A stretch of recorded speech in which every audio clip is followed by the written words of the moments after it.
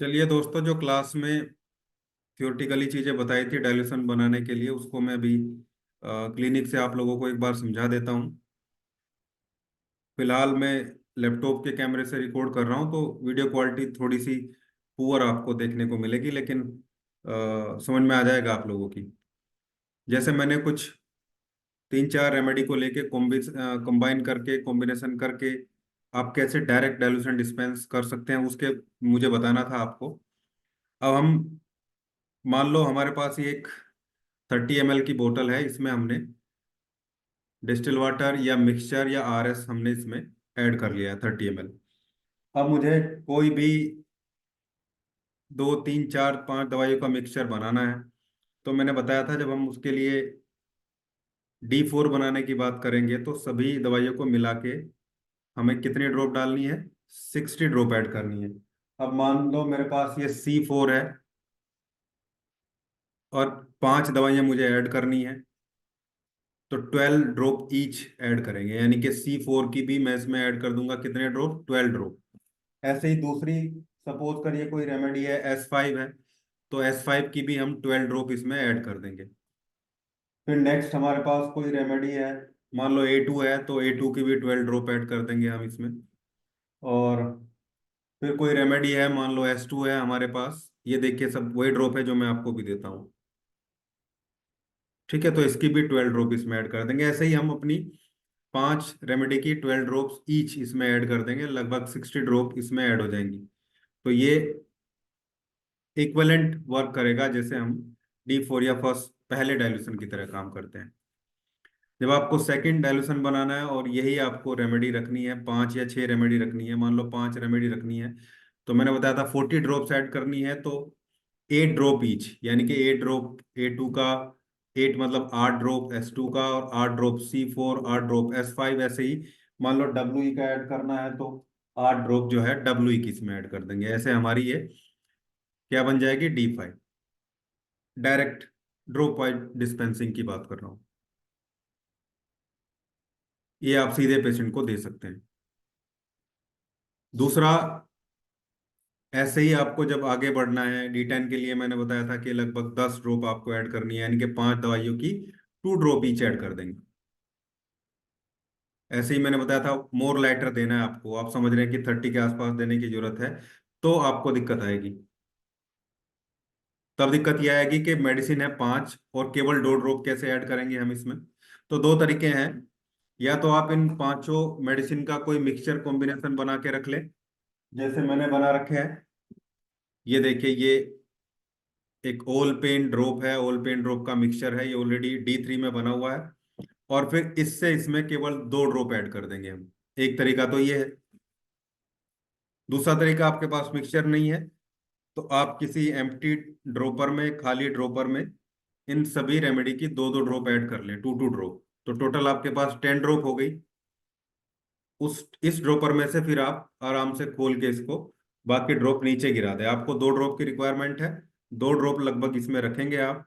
हालांकि 10 ड्रॉप में से आप 7 ड्रॉप के आसपास निकालें, क्योंकि सारी ड्रॉप निकल नहीं पाएगी, लेकिन ये एक तरीका है, आप इस तरीके से कर सकते हैं। लेकिन बढ़िया तरीका है कि आप इसको बेस बना के रखें इस टाइप से, जैसे ये बना हुआ है ओल पेन, इस टाइप से आप इसका बेस बना के रखें। बेस बना के रखेंगे तो ज्यादा अच्छा रहेगा। दूसरा है ग्लोब्यूल डिस्पेंसिंग, कैसे कर सकते हैं हम। मान लो ग्लोबुल्स में देना है, तो ग्लोबुल्स में देने के लिए आपके पास आपका सॉल्यूशन आरएस में होना चाहिए पहले से ही। जैसे एक मैं दिखा देता हूँ आपको एग्जांपल। ये मैंने ऑलरेडी बना के रखा हुआ है, कोलिक टोन के नाम से इसको मैंने लिख रखा है, और ये मैंने D6 में प्रिपेयर करके रखा हुआ है। इसका कॉम्बिनेशन भी लिखा है इस पे, वो सब क्लास में मैं डिस्कस करूंगा, बता दूंगा आपको सारी चीजें। देख भी सकते हैं आप, अगर ये उल्टा नहीं आ रहा होगा तो। तो ये कॉम्बिनेशन है, ये आरएस में बना हुआ है ऑलरेडी 100%। तो हमें ग्लोबुल्स की ये 2 ड्राम की बोतल है, 2 ड्राम का जो है ये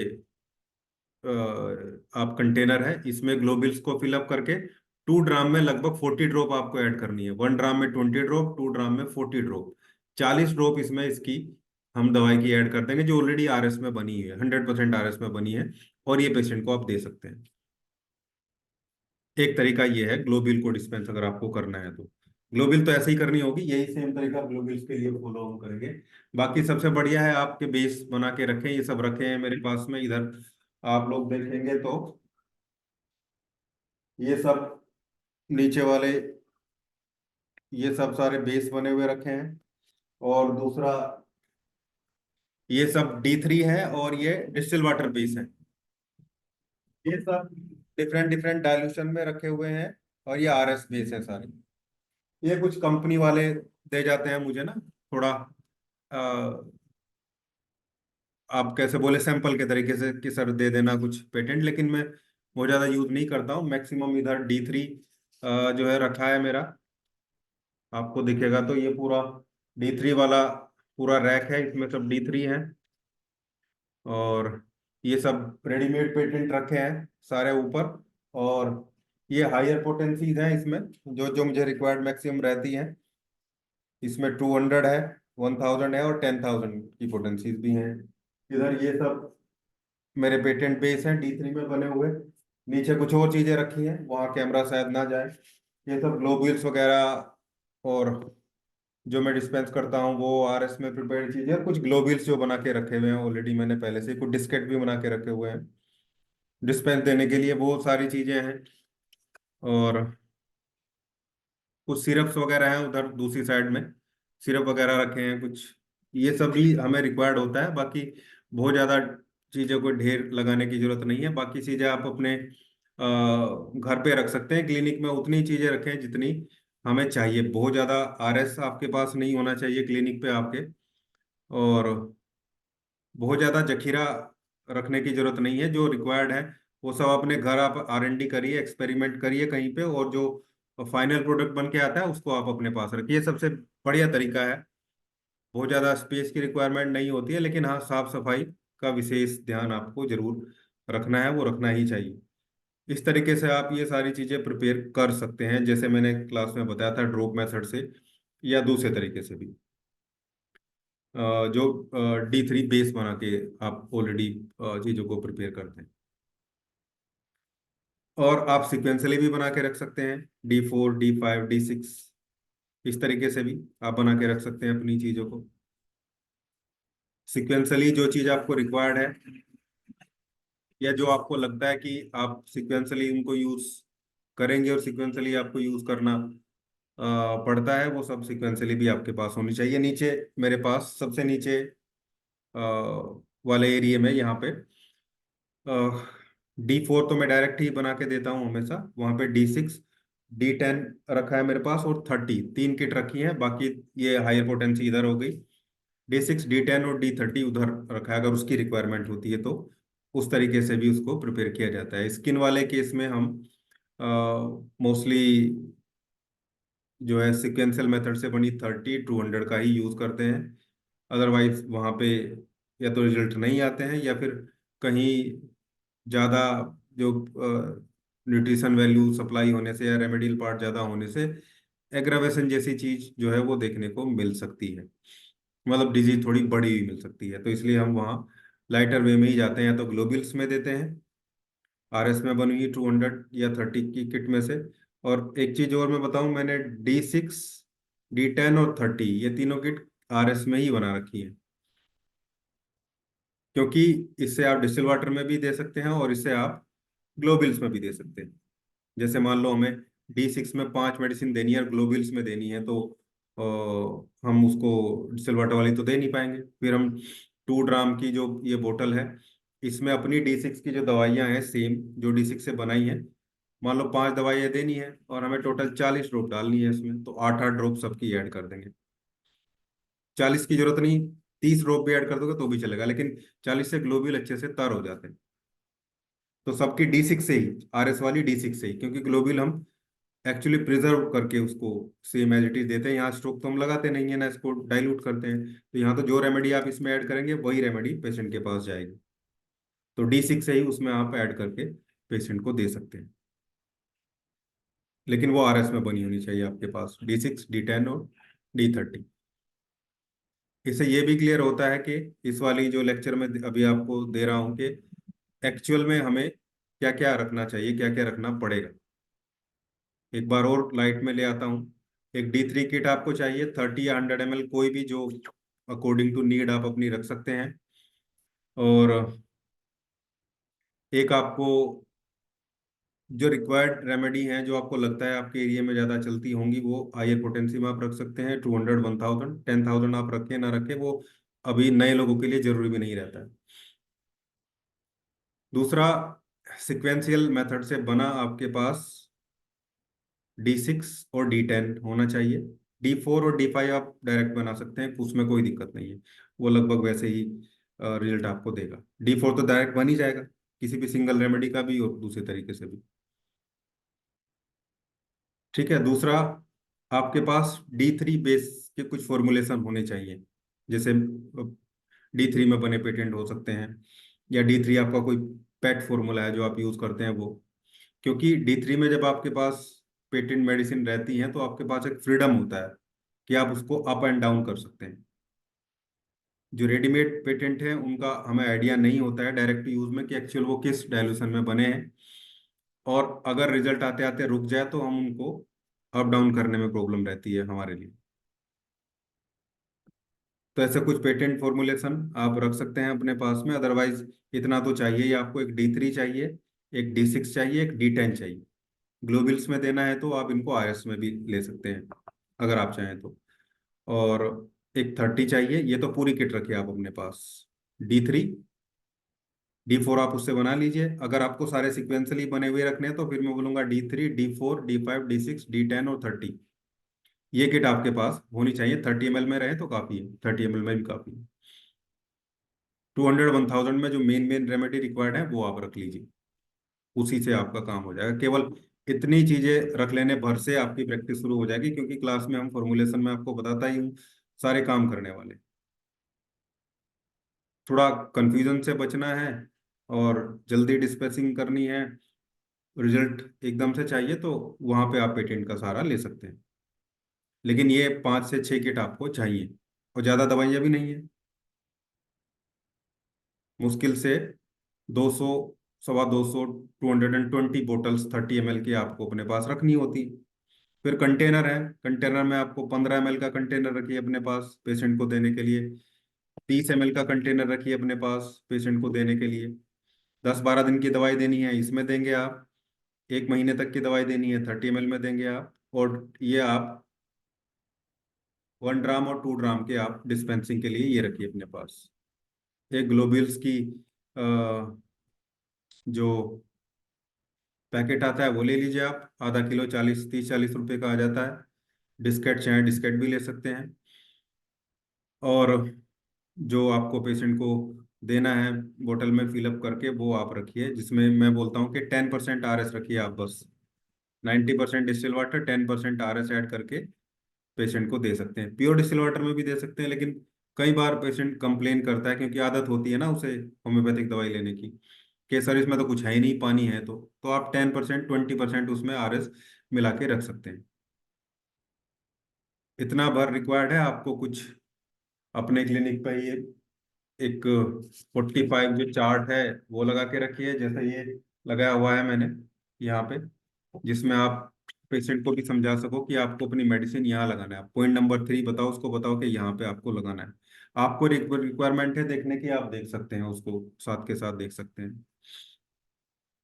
कुछ फॉर्मूले ऐसे हैं जो पैट लगते हैं आपको, और हो सकता है आप स्टार्टिंग में याद ना रख पाए, उनका प्रिंट आउट निकाल के अपनी टेबल के शीशे के नीचे रख सकते हैं, या टेबल पे शीशे के नीचे चिपका सकते हैं उनको, ताकि बार बार बुक ना खोलनी पड़े, बार बार जो आपने नोट्स बना रखे हैं लेक्चर से वो ना आपको ओपन करने पड़े। ये सब चीज़ें आप उसमें रख सकते हैं। ये चीज़ें ज़्यादातर हमें रिक्वायर्ड रहती हैं, इन्हीं सब चीज़ों से काम चल जाता है। ग्लोबिल RS से बनेंगे, कैसे देंगे पेशेंट को वो मैंने बता दिया है। और अगर आपको ग्लोबिल देने के लिए डाइल्यूशन बनाना है, मान लो D3 से आपको बनाना है, तो पहले आप अपने जो जो आपका पेट फॉर्मूला है, जो पेटेंट है, उसको D3 में रखिए अपने पास। ये है D3। इससे सिक्वेंसली या जंपिंग मेथड जो मैंने बताया था, ड्रॉप मेथड नहीं, जंपिंग मेथड से सिंगल का बना सकते हैं, लेकिन कोशिश करें कि इसको सिक्वेंसिंग मेथड से बनाएं, ज़्यादा अच्छा ये रहे। ये जो आपका पेटेंट फॉर्मूला है जो D3 बेस में है, इसको आप D4 में बनाए, RS में एक बोतल बना के रख ली जो आपको ग्लोबुल में देने के लिए रिक्वायर्ड है। जैसे कोल्ड वाला, जैसे कफ वाला, जैसे फीवर का हो गया, ये जरूरी है। मान लो पेशेंट आया, उसका इलाज चल रहा है नी पेन का, वो बोलता है जी मुझे कफ भी हो रहा है या कोल्ड हो रहा है, तो आप उसको एक और बोतल देंगे तो दवाइयाँ ज्यादा हो जाएंगी, उसको भी ज्यादा लगेंगी। आप उसको कोल्ड वाली बोतल को, कोल्ड वाले को ग्लोबिल में दे दीजिए। तो 6-7 जो भी आपको लगते हैं, 6-7-10, हालांकि मेरे पास तो बहुत है, 15-20 मैंने बना रखे हैं अलग अलग चीजों के लिए। उनको उनका आप, जो आपको D4 में रिक्वायर्ड होते हैं वो D4 में, जैसे लो BP के लिए S1A1RE को D4 में बना के रखिए। वैसे ही D4, D5 और D6 तीन में बना के रख लीजिए बस। RS में कुछ 10-12 बोतल आपके पास ऐसी आपको बहुत होंगी जो आपके पेटेंट है मेन मेन उनको, और उनको ग्लोबल्स में देने के लिए आपको फायदा भी रहेगा। थोड़ी डाइवर्सिटी आ जाती है रेमेडीज में, पेशेंट को एक जैसी चीजें नहीं लगती। ग्लोबल्स वो अपनी जेब में भी रख सकता है। मान लो भाई जो रेगुलर लेनी है वो उसने अपने ऑफिस में रख ली, और ये अपनी जेब में रख ली उसने। कोल्ड के लिए, कफ के लिए, हेडेक वाली ड्रॉप को बना लो आप, जिनके पास पेटेंट है मेरे हेडेक के, वो हेडेक वाली ड्रॉप को D10 में बना लो और सीधा ड्रॉप मेथड से बना लो। 30 ml RS में उसकी 10 बूंदे ऐड करके रख लो, और पेशेंट को उठाया सीधा गोली में डाल के दे दो। बिल्कुल गोली की तरह ही काम करेगी। बहुत तेजी से रिजल्ट आते हैं ग्लोबल्स में, हेडेक वाली ड्रॉप के। आप चाहें तो सभी को ग्लोबल्स में यूज कर सकते हैं। अगर आप चाहते हैं कि ये 42 पेटेंट जो मैं देता हूँ जिसके पास हैं, तो वो सभी को ग्लोबल्स में बना सकते हैं।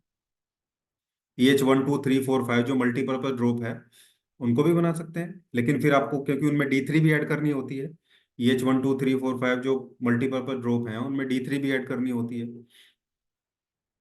तो आपके पास फिर D3 भी RS वाली होनी चाहिए ग्लोबल्स में, तभी दे पाएंगे आप उनको। अदरवाइज उनको आप लिक्विड के लिए रखिए, और बाकी सबको आप अकॉर्डिंग टू नीड जो है RS में बना लीजिए ग्लोबल्स में देने के लिए। कम खर्चा आएगा, पेशेंट से भी कम चार्ज कर सकते हैं, और उससे पेशेंट के वापस, अगर रिजल्ट नहीं भी आ रहा है, आपने कम पैसे लिए हैं तो पेशेंट वापस आएगा।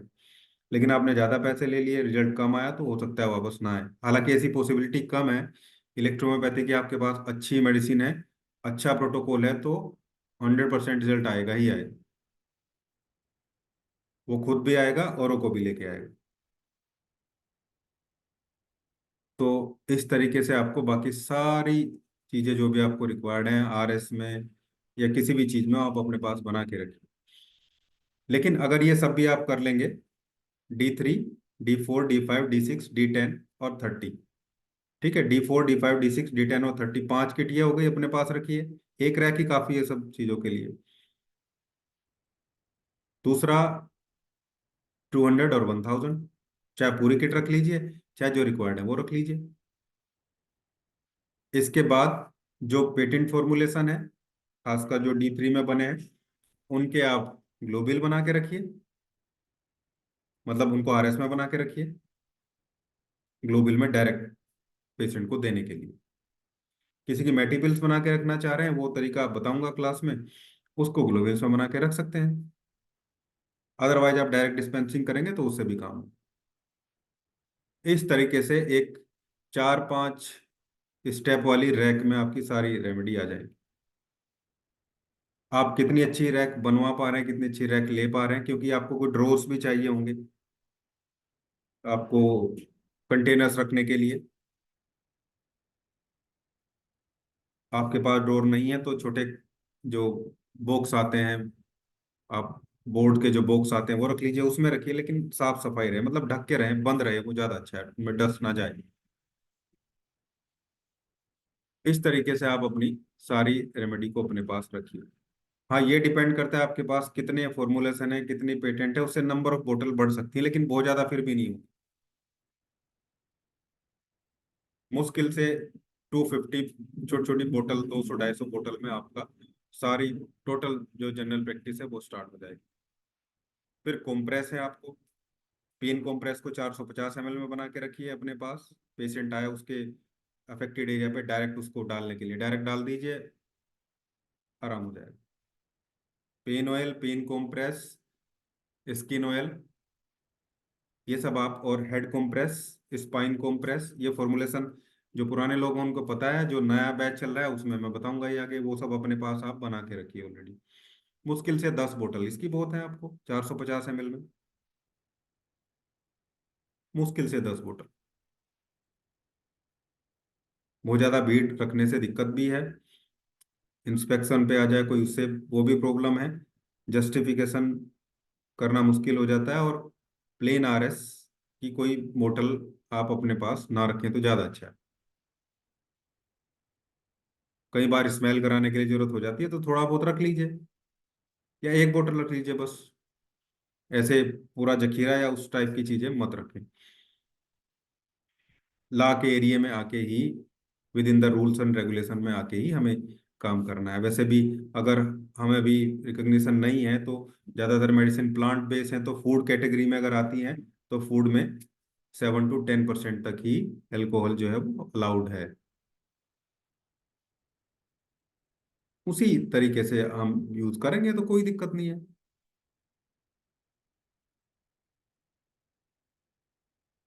बहुत ज्यादा ऐसी चीजें कुछ रखने की जरूरत नहीं है, ना कोई आपसे बिल पूछने आएगा, ना आपसे कोई कुछ पूछने आएगा अपने पास। और क्या रखना है, थोड़ा लीगल चीजें भी बता देता हूँ, इसी वीडियो में कंप्लीट हो जाएगा सब।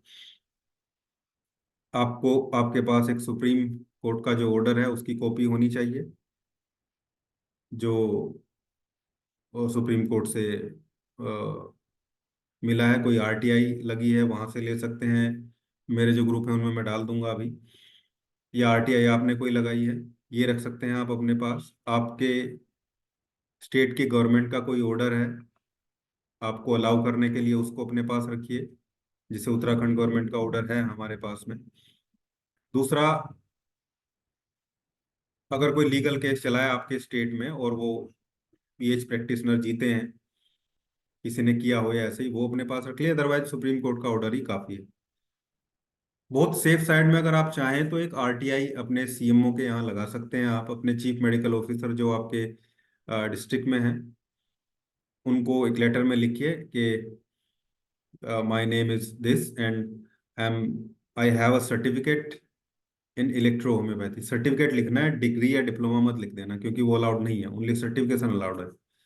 आई have a certification in electro homoeopathy from this college, from this institute, college में मत लिखना, फ्रॉम दिस इंस्टीट्यूट, उसका एड्रेस लिख देना, and according to the order of Supreme Court, वहां पे ब्रैकेट में लिख देना अटैच्ड विद एप्लीकेशन, पीछे सुप्रीम कोर्ट के कॉपी की फोटो कॉपी लगा देना।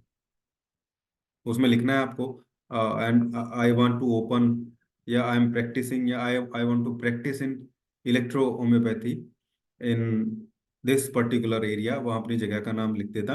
अब वहाँ उनको बोल देना इन योर डिस्ट्रिक्ट, आपके जिले में। फिर उनसे क्वेश्चन पूछना है कि आपको उस पर कोई आपत्ति तो नहीं है, अगर आप चाहें तो।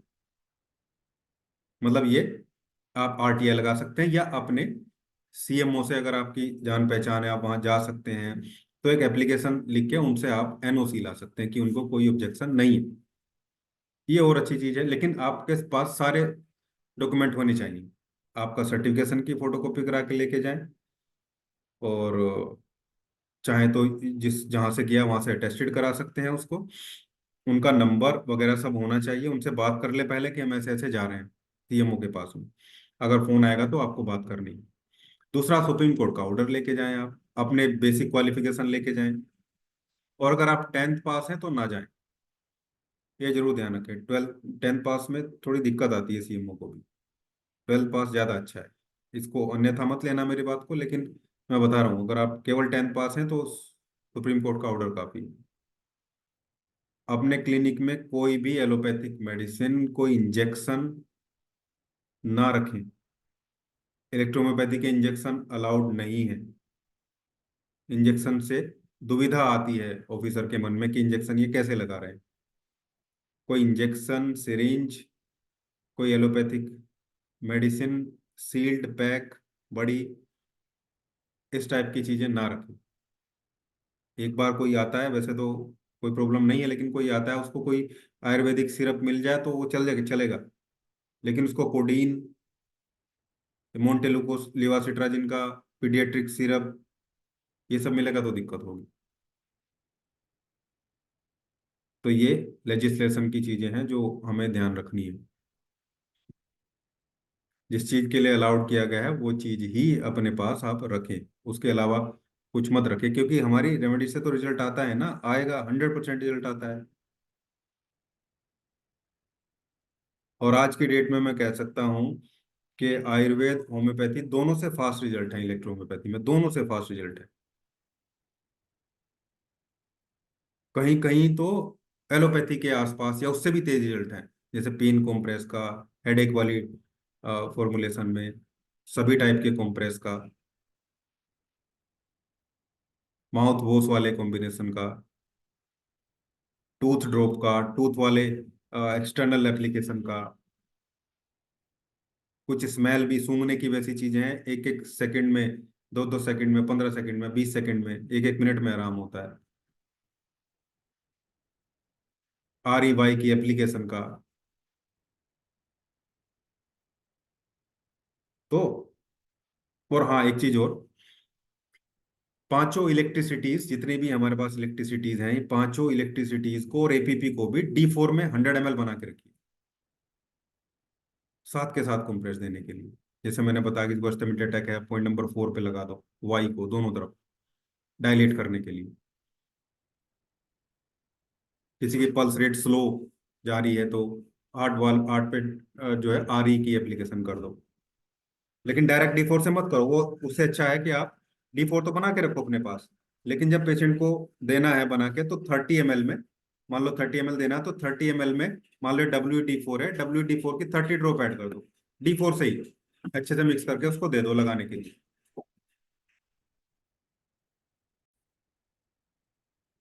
बस इस तरीके से आप अपनी जनरल प्रैक्टिस को शुरू कर सकते हैं, अच्छे से मेंटेन रख सकते हैं। यही आज की इस स्पेशल वीडियो का मोटिव था। सभी को महाशिवरात्रि की हार्दिक शुभकामनाओं के साथ इस वीडियो को मैं एंड करता हूं, और उम्मीद करता हूं कि आप सब लोग बहुत अच्छे से आगे बढ़ेंगे, आपकी प्रैक्टिस बहुत अच्छे से चलेगी और चलती रहेगी।